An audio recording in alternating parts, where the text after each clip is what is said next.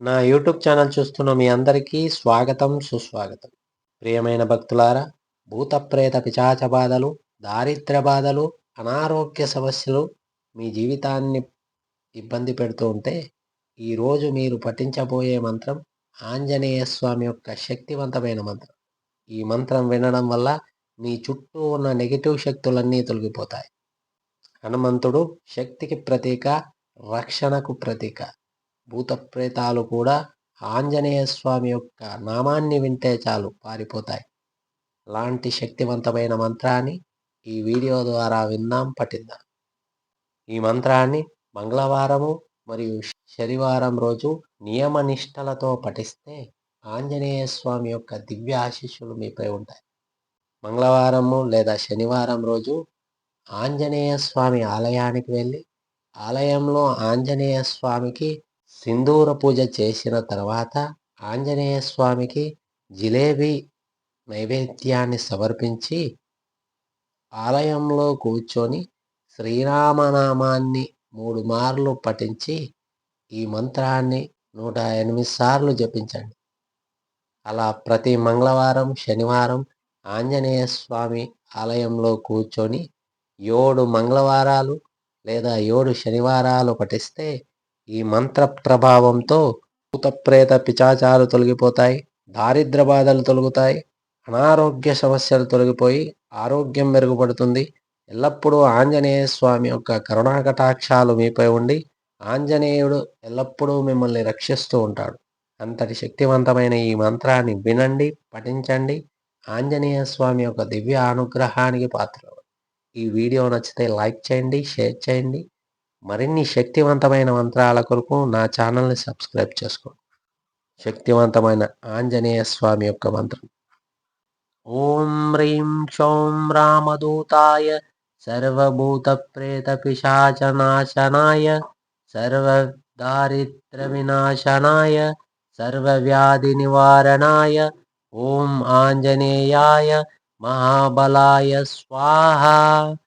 ఓం హ్రీం క్షౌం రామదూతాయ సర్వభూత ప్రేత పిశాచ నాశనాయ సర్వదారిద్ర వినాశనాయ సర్వవ్యాధి నివారణాయ ఓం ఆంజనేయాయ మహాబలాయ స్వాహా. ఓం హ్రీం క్షౌం రామదూతాయ సర్వభూత ప్రేత పిశాచ నాశనాయ సర్వదారిద్ర వినాశనాయ సర్వవ్యాధి నివారణాయ ఓం ఆంజనేయాయ మహాబలాయ స్వాహా. ఓం హ్రీం క్షౌం రామదూతాయ సర్వభూత ప్రేత పిశాచ నాశనాయ సర్వదారిద్ర వినాశనాయ సర్వవ్యాధి నివారణాయ ఓం ఆంజనేయాయ మహాబలాయ స్వాహా. ఓం హ్రీం క్షౌం రామదూతాయ సర్వభూత ప్రేత పిశాచ నాశనాయ సర్వదారిద్ర వినాశనాయ సర్వవ్యాధి నివారణాయ ఓం ఆంజనేయాయ మహాబలాయ స్వాహా. ఓం హ్రీం క్షౌం రామదూతాయ సర్వభూత ప్రేత పిశాచ నాశనాయ సర్వదారిద్ర వినాశనాయ సర్వవ్యాధి నివారణాయ ఓం ఆంజనేయాయ మహాబలాయ స్వాహా. ఓం హ్రీం క్షౌం రామదూతాయ సర్వభూత ప్రేత పిశాచ నాశనాయ సర్వదారిద్ర వినాశనాయ సర్వవ్యాధి నివారణాయ ఓం ఆంజనేయాయ మహాబలాయ స్వాహా. ఓం హ్రీం క్షౌం రామదూతాయ సర్వభూత ప్రేత పిశాచ నాశనాయ సర్వదారిద్ర వినాశనాయ సర్వవ్యాధి నివారణాయ ఓం ఆంజనేయాయ మహాబలాయ స్వాహా.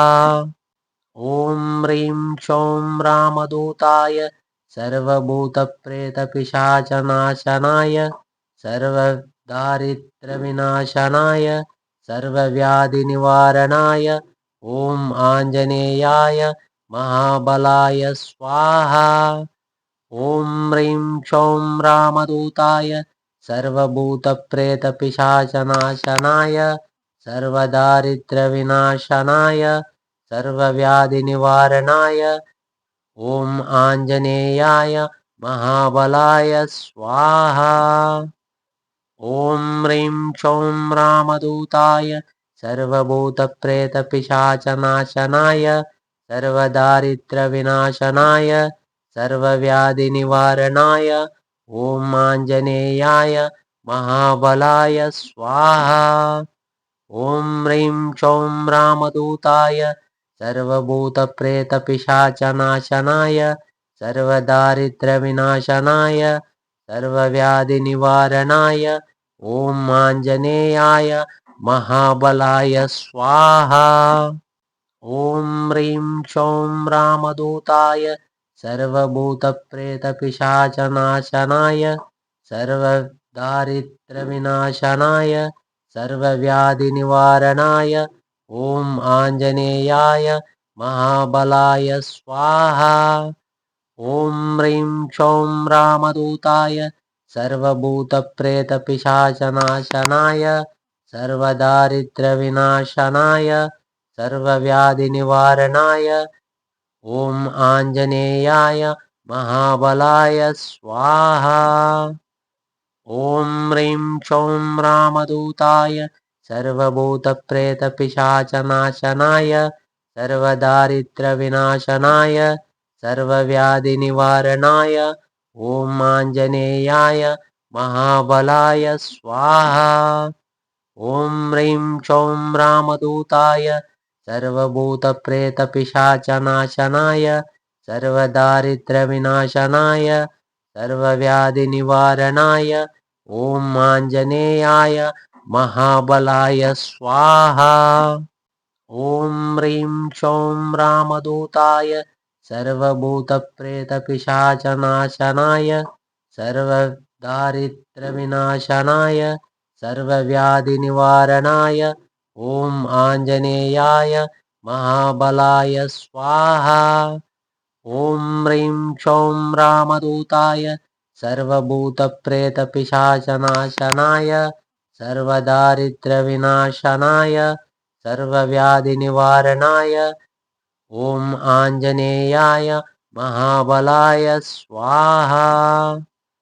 ॐ ह्रीं क्षौं रामदूताय सर्वभूतप्रेतपिशाचनाशनाय सर्वदारिद्र्यविनाशनाय सर्वव्याधिनिवारणाय ॐ आञ्जनेयाय महाबलाय स्वाहा। ॐ ह्रीं क्षौं रामदूताय सर्वभूतप्रेतपिशाचनाशनाय सर्वदारिद्र्यविनाशनाय सर्वव्याधिनिवारणाय ॐ आञ्जनेयाय महाबलाय स्वाहा।